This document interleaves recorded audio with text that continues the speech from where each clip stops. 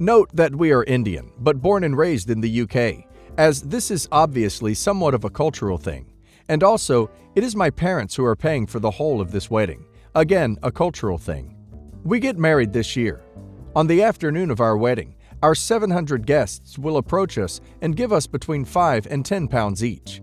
This is instead of gifts. This generally goes to the bride and groom to help them begin married life. However, I do believe there may be a small number of parents who take this money and keep it for themselves. Having spoken to my parents, who said both my brother and his wife kept their money from guests, they could not justify why any parent would have it. Both my fiancé and I will have a close family member sat next to us who will gather this money into a bag each. The bags are then kept in a safe place, normally both of our parents' houses, until we return from our honeymoon and can then pay it in at the bank. My fiancé's family are extremely controlling and have tried to control various things since we have been together.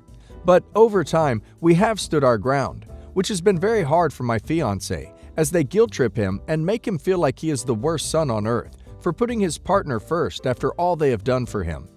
It hasn't been easy getting my partner to side with me against his parents' demands, but I feel he is now at a place where he knows where his priorities lie. The latest issue is that they have said that my fiancé's share of the money given to us by our guests is theirs. They say the reason for this is because for all the years my fiancé has attended weddings of their family members, they have provided him with the £5 to £10 to give to the bride and groom, and so they now deserve this back. Yes, it could be argued that from the age of 16 onwards, when my fiancé was of an age where he could work, that he should have been paying out of his own pocket. But the number of weddings he has attended from age 16 to 29 is not significant in the slightest, certainly not 700, like the number of our guests. And in our culture, parents tend to pay for these things until their children wed. They also stated that they should be having my share of the money too. They certainly haven't paid my £5 to £10 at the weddings I've attended, so why they feel entitled to this, I don't know.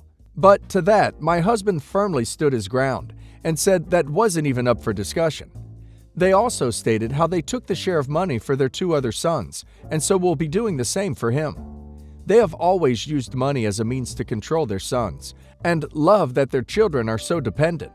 There would have been a vast number of things my fiancé's parents paid for throughout his life, from education to food, etc.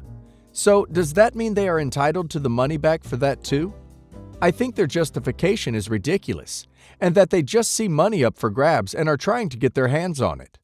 We have just purchased a house to move into, right before the wedding, perceived badly in our culture to live together prior to marriage.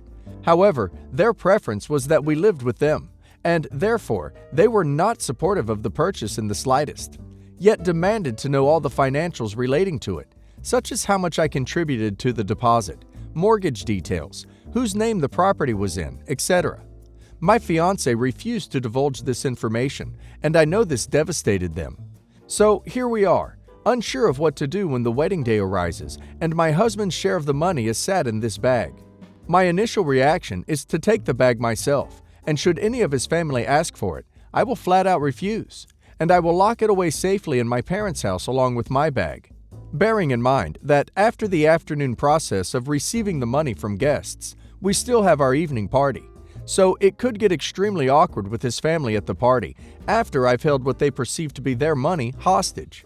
My second option is to simply let them have the bag of money, and as this is unforgivable in my eyes, I will have an extremely minimal contact relationship with them from there on.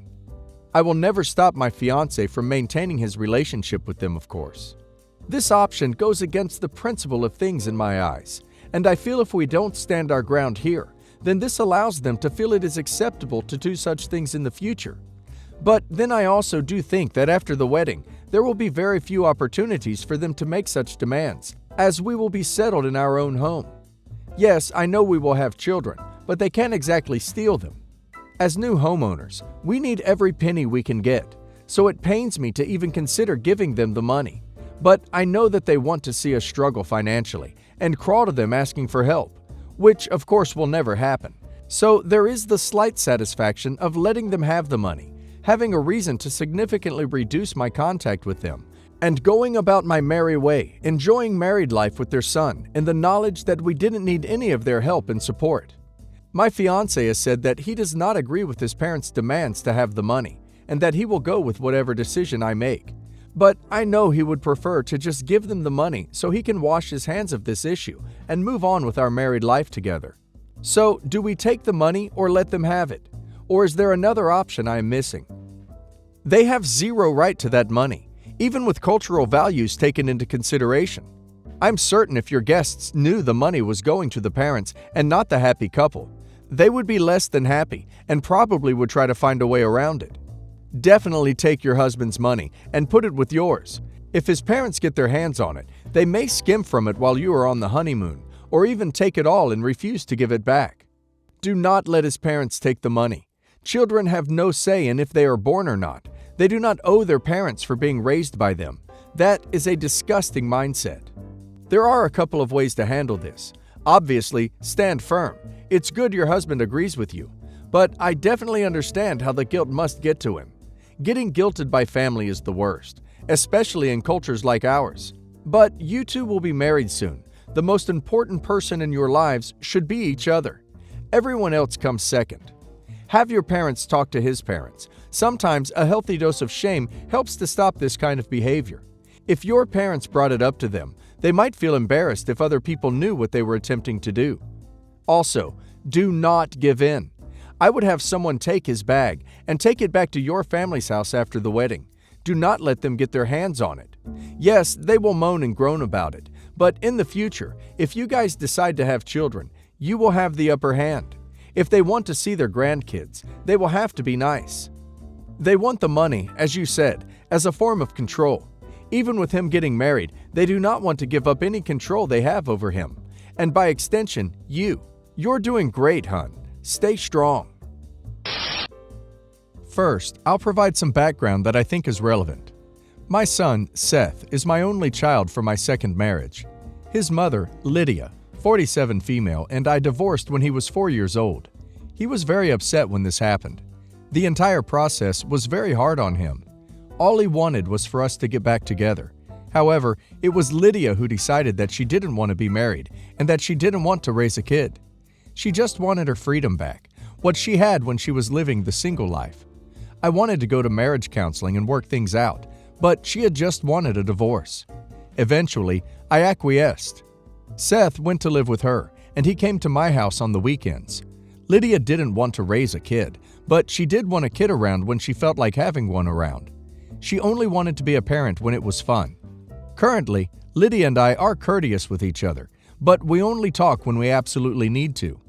Seth is much closer to her than he is to me, because she's the fun parent, and because I remarried to a woman that he dislikes. I remarried when Seth was 14 to my current wife, Michelle, 45 female. I dated Michelle for 10 years before I married her, and she moved in with me 3 years into our relationship. The reason why I dated Michelle for 10 years before I married her is because of Seth. He has never liked Michelle. To him, this woman has been trying to replace his mother for his entire life. I thought that marrying her would drive him away, and I didn't want that. So I waited for 10 years. Yes, and I understand that that's a ridiculously long time, but I just wanted to do what I thought was best for Seth. I didn't want him to be unhappy. I didn't want him to hate me. I made this major sacrifice because I didn't want to completely lose him to his mother, who may be the fun parent, but is irresponsible, immature, and a bad role model. She is not a good influence on Seth, and because of the way she approaches parenting, which is not really parenting at all, he will never reach his full potential. I wanted to make sure that he would grow up right, so I tried to stay in his life as long as possible by keeping my relationship with Michelle at bay. But after I married her, Seth grew much more distant, as I feared but ultimately expected. However, he still has his own bedroom in my house. I always invite him to family functions, even though he always turns me down. I keep the door open in case he ever wants to reconnect. He knows that he's always welcome in my home. He has yet to accept it, but I remain firm on being there for him. Now, on to the actual issue. Michelle moved in with me when Seth was 7 years old, and after she moved in, her niece, Olivia, started visiting us, and her and Seth grew very close. They spent almost all of their time together as children. They were best friends. They were completely inseparable. However, around the time that Seth and Olivia became preteens, Seth started protesting about Olivia. He didn't want her to come over anymore. He didn't want to spend time with her. He didn't want anything to do with Michelle's family, and that included Olivia. And I listened to him. Olivia stopped coming over. If she did come over, it was with her parents, and it was always when Seth wasn't around. Currently, Olivia and Seth rarely talk. They haven't been true friends in years. However, I still continue to see Olivia often because of Michelle. Last June, Olivia's mother, Michelle's sister, and father died in a car accident. Michelle and I made arrangements for Olivia to move in with us. She went off to college, and she came back for Thanksgiving and winter break. She is now back for summer vacation. She was already an independent adult when she moved in with us, so we're not her legal guardians or her adoptive parents. But we do care for her and look out for her as if she were our child. After her parents died, she needed parental figures in her life, even though she was technically an adult. Seth didn't discover that Olivia had moved in with me until recently, and that's because he rarely talks to me anymore. I'm not sure where he thought she was living after her parents died, but it doesn't matter. He currently lives in the basement of his girlfriend's house. She's still in high school, and he has a job working on cars, so he's living his own life. To him, he has no reason to care about what goes on in my house. At the beginning of this month, Seth came to my house to pick up some clothes, and when he walked into the basement, he saw where Olivia's been living for the past year. He asked Olivia what was going on, and when she explained everything, he ran upstairs and started yelling at me. He was angry beyond belief. I tried having a rational conversation with him, but he wasn't having any of it. He kept saying things like, "She's not even your daughter," and "She's an adult. Why can't she get her own place?" It was extremely frustrating. He wouldn't listen to a word of what I had to say. He left soon after. I didn't hear from him for several weeks, until last week when he came over to retrieve some of his music from our desktop computer. He dropped by, did what he had to do, and left without a word. Today, Olivia had a Skype interview at 4 p.m. for an internship position. At 3:30, she went outside to move the trash cans to the curb. When she went outside, she passed by Seth as he was walking in and said hi to him. He stops by whenever he needs to get something, so she didn't think anything of it. However, she didn't get to go back inside. When she went outside to move the trash cans, Seth locked all of the doors. She had also left her phone inside, so she couldn't call me or Michelle for help. Around 5, Seth finally let her back in. I got home around 5:15 to see them having the most major shouting match they've ever had.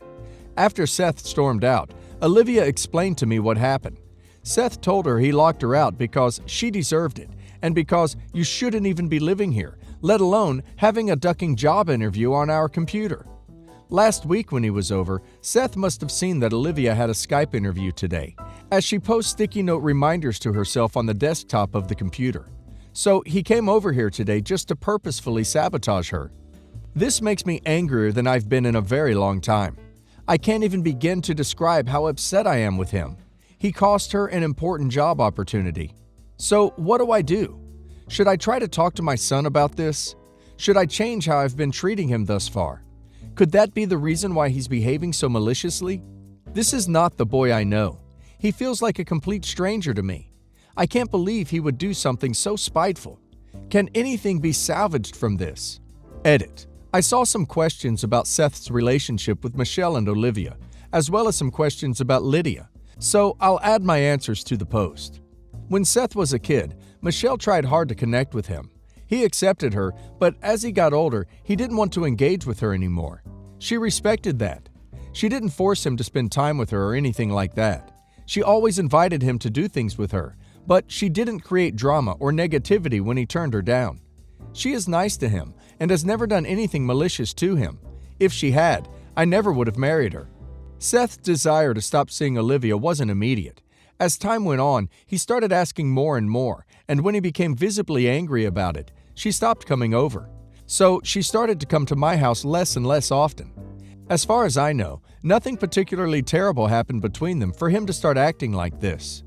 Olivia thought they stopped being close because they were preteens, and it was that awkward stage when kids of the opposite gender felt weird spending time with each other. I plan on asking her if something happened that she hasn't told us about. As for Lydia being an irresponsible parent, Sometimes during the week, I would open my front door to find her standing there with Seth, and she would ask me to watch him for a while because she just couldn't deal with him at the moment. For a while and at the moment turned into days sometimes. She was all too happy to take him to the amusement park, but she never wanted to do things like go to his parent-teacher conferences. Even though she didn't want to raise a kid, she wanted custody of him because she didn't want me to have more influence over him. Because she didn't want to raise a kid, she treated Seth more like a mini adult than a child. I believe that wanting to raise a kid and wanting to be around a kid are two different things, and she wanted the latter. Anything serious was left up to me. Lydia is immature because she still acts like she's in high school. She skips work when she isn't sick. She gossips about her friends behind their backs. She hates commitment of any kind. She wants to have her way until it's too much work to keep it that way. I know that she doesn't like Michelle, and I strongly suspect that she has turned Seth against her. When I married Michelle, Lydia was very immature about the entire issue. I had to prohibit her from coming to the wedding. She gave Michelle second thoughts about marrying me in a very underhanded way. Those must have spread to Seth as well, because he stopped wanting to spend time with Michelle after I married her. Edit 2. All of these comments about how I enabled my son's entitled behavior are very eye-opening. I hadn't realized this. I just want to add that I appreciate the honesty. Edit 3.